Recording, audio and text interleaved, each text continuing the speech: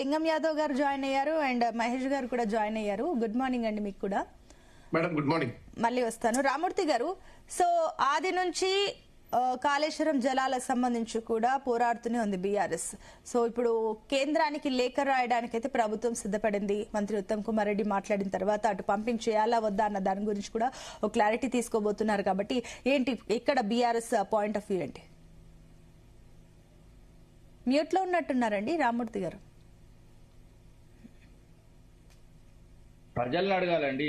ప్రభుత్వం దొంగలు పడ్డ 6 నెలల కుక్కలు మురిగినట్టు ముఖ్యంగా కాళేశ్వరం మీద నీళ్లు ఎత్తిపోవడం కాదండి, ఒక మేడిగడ్డ మాత్రమేనండి. కాళేశ్వరం అంటే ఒక మేడిగడ్డ కాదు, చాలా అంశాలున్నాయి, చాలా ఆబ్జెక్ట్స్ ఉన్నాయన్న విషయం కూడా మీకు కూడా తెలుసు. ఎందుకంటే 3 బ్యారేజీలు, అదేవిధంగా 15 రిజర్వాయర్లు, దాదాపు 19 సబ్ స్టేషన్లు, దాదాపు ఎందుకంటే 21 పంప్ హౌజులు, అదేవిధంగా 203 కిలోమీటర్ల టన్ గ్రావిటీకి సంబంధించిన సొరంగాలు, అదేవిధంగా 1531 కిలోమీటర్ల గ్రావిటీ కెనాల్స్. అంటే ఇక్కడ నుంచి వెళ్ళి ఢిల్లీకి ఎంత దూరం ఉంటుందో అంత దూరం, అన్ని విధాలుగా దాదాపు 98 కిలోమీటర్ల ప్రెజర్ మైన్స్, అదేవిధంగా 141 టీఎంసీల నీటిని ఎత్తిపోయడానికి దాదాపు 530 మీటర్ల ఎత్తుకు మేము లిఫ్ట్ చేసినాం. 240 టీఎంసీలకు అయితే మేము వాడుకోనికి దాదాపు 20 లక్షల కోసం ఇప్పుడు ఎకరాలు పారుతుంది. 40 లక్షల ఎకరాల కోసం మేము కాళేశ్వరం కట్టినది విదితమే. అదేవిధంగా ఒక మేడిగడ్డ అంశాన్ని చూసుకుంటూ మొత్తం ఏదో పిల్లలు, ఇది కూడా పాత విజువల్స్ అండి. ఇప్పుడు వాటిని కూడా కొంత రిపేర్ చేయడానికి ప్రయత్నం చేసిన గత అయితే ఆఫీసర్ ను కూడా వాళ్ళు ట్రాన్స్ఫర్ చేసినది కూడా చూసుకోవచ్చు. అదే విధంగా ఇప్పుడు వాళ్ళు మొత్తం కంప్లీట్ గా, ఎందుకంటే ఎల్ఎన్టీ కూడా దాన్ని పూర్తిగా చేస్తా అన్నా కూడా వాళ్ళని కట్టనివ్వకుండా వాళ్ళని బ్లాక్ మెయిల్ చేసి, అదే విధంగా ఏ విధంగా ఎల్ఎన్టీ మీద ఈ ప్రభుత్వం వచ్చిన తర్వాత అయితే బాగా ప్రతీకారాలు తీర్చుకుంటుందో చూసుకోవచ్చు. ఇవన్నీ పెద్ద అంశాలండి. ఇప్పుడు ఇదే గోదావరి మీద, ఎందుకంటే చాలా దూరం అవసరం లేదు, కిందికి పోతేనే తెలుస్తుంది. పోలవరం పొలసాల కొట్టుకపోయింది, ఇప్పుడు దానికి జాతీయ హోదా ఉన్నది. అక్కడ కూడా వాస్తవంగా చెప్పాలంటే సిడబ్ల్యూసి ఆధీనంలో పనిచేస్తున్నది. అది పొలుసు మొన్న వర్షాలకు కూడా మొన్న పైప్ లైన్ కొట్టుకుపోయింది, అంతకుముందు స్పిల్వే కొట్టుకుపోయింది, ఆఖరికి కాఫర్ డ్యామ్ కూడా కొట్టుకుపోయింది. ఇప్పుడు అక్కడ ఉన్న ఎన్డీఎస్ఏ, దేశంలో ఉన్న ఎన్డీఎస్ఏ ఎక్కడ పనిచేయదు, ఓన్లీ తెలంగాణలో మాత్రమే పనిచేస్తుంది. దాదాపు 12 సంవత్సరాలు 13 సంవత్సరాల నుంచి వెళ్ళి ఇప్పుడు దేశంలో మనం చూసుకుంటూ వస్తున్నాం ఏం జరుగుతున్నది అన్నది. దేశంలో ఇంతవరకు ఒక ప్రాజెక్ట్ కట్టలేదండి.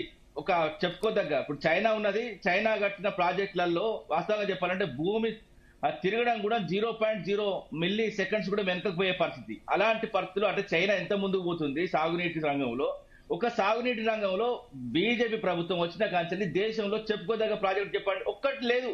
కాలయాపన, అదే విధంగా ఓట్లు, సీట్లు, అదే విధంగా నేను హిందువును, నేను ముస్లింను, ఏదైనా కూడా దేశంలో ఓట్లు ఏ విధంగా పడాలండి, దేశ ప్రజలు వాస్తవంగా అభివృద్ధి చేసి ఓటేయాలి, అంతే తప్పగా నేను హిందువులు అంటే ఓటేయాలి, నేను ముస్లిం అంటే ఓటేయాలి కాదండి. ఇప్పుడు ముఖ్యంగా ఏంటంటే ఎన్డీఎస్ఏ క్లియర్ గా చెప్పింది ఏంటంటే 85 పిల్లలు ఉంటాయండి, 85 గేట్లు ఉంటాయి మేడిగడ్డకు సంబంధించి.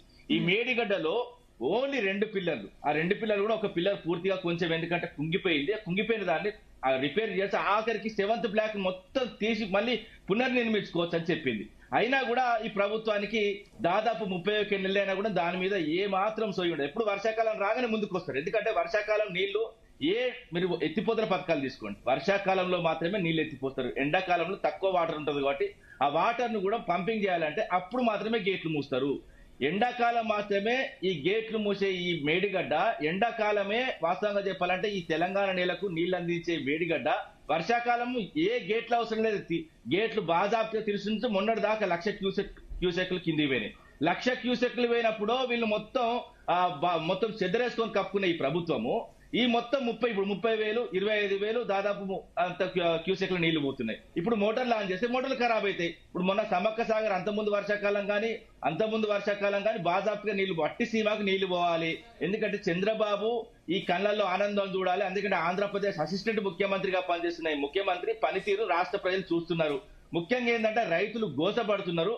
నీళ్లు ఎత్తిపోయడానికి వాస్తవంగా చెప్తున్నా కన్నెపల్లి గాని మేడిగడ్డ గాని, ఇప్పుడు మేడిగడ్డ ఎందుకంటే మేడిగడ్డ గేట్లు ఆపకుండానే కన్నెపల్లి నుంచి ఎత్తి వాస్తవంగా అన్నరాలో పోయొచ్చు, అన్నర నుంచి సుందిలో పోయొచ్చు. ఈ విధంగా ఎస్ఆర్ఎస్ కు దాకా తీసుకెళ్లి మొత్తం దాదాపుగా, ఎందుకంటే ఈ ఉత్తర తెలంగాణ మొత్తం సస్యశ్యామలం చేయొచ్చు అన్నది వాస్తవం అందరికి తెలుసు. ముఖ్యంగా ఏంటంటే గతంలో కూడా వీళ్ళు ఆన్ చేస్తారు, కొన్ని రోజులు నడిపించిన తర్వాత మళ్ళీ మేడిగడ్డ కొట్టుకుపోయింది.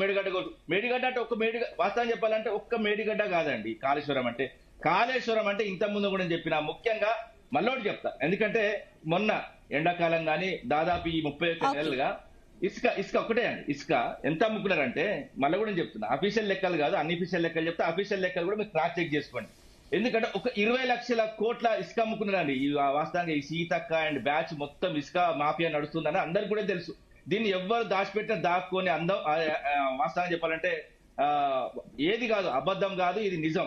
ఎందుకంటే ఎంత దాచిపెట్టినా దాగదండి. మళ్ళీ కూడా చెప్తున్నా, 20 లక్షల కోట్ల ఇసుక మనీకి వచ్చింది. ఎందుకంటే మేడిగడ్డ అనేది 4,500 కోట్లు మాత్రమే. 4,500 కోట్లతోని కట్టాల్సిన ప్రాజెక్ట్ ని వాళ్ళు కట్టరు, ఇసుక మాత్రం అమ్ముకుంటారు. అదే విధంగా రాష్ట్ర బడ్జెట్ కూడా అంత చిన్నగా ఏం లేదండి. 18,500 కోట్లు వస్తుందా నేను అనలేదు. అదే విధంగా వాస్తవంగా చాలా సందర్భాల్లో రేవంత్ రెడ్డి చెప్పిండు. 18,500 కోట్లల్లో ప్రతి నెల చెప్తున్నా కదా 3-4 ప్రాజెక్టులు కట్టుకోవచ్చు అండి మేడిగడ్డ లాంటివి. అదే విధంగా గోదావరి మీద ఒక్క ప్రాజెక్టు కట్టిన దుర్మార్గులు 2014 ముందు, 2014 తర్వాత కేసీఆర్ వచ్చిన తర్వాత దాదాపు 400 నుంచి 500 టీఎంసీలు ఎత్తిపోసుకుంటున్నాం అనేది విదితం. అదే విధంగా ఏ శాఖ నీటిపారుదల శాఖ అదే చెప్తారు. ఎందుకంటే గత 9.5 సంవత్సరాల్లో మా పరిపాలనలో 98 లక్షల ఎకరాలకు నీళ్లు అందిస్తే వీళ్ళు వచ్చిన కాంచెల్లి వెనకకు పోతుంది. ఎందుకంటే పాత రోజులు మళ్ళా తీసుకొస్తా అన్నట్టు కన్నీళ్లు పంచడమే తెలిసిన ఈ కాంగ్రెస్ పార్టీ అదే కోవలకు పోతున్నది. ముఖ్యంగా మళ్ళీ కూడా చెప్తున్నా, సింపుల్ గా చెప్తా అండి. ఎందుకంటే 968 టీఎంసీలు తెలంగాణకు రావాల్సింది దాదాపు 600 నుంచి 700 కిలోమీటర్లు తెలంగాణ ఆనుకొని గోదావరి ప్రవహిస్తుందండి.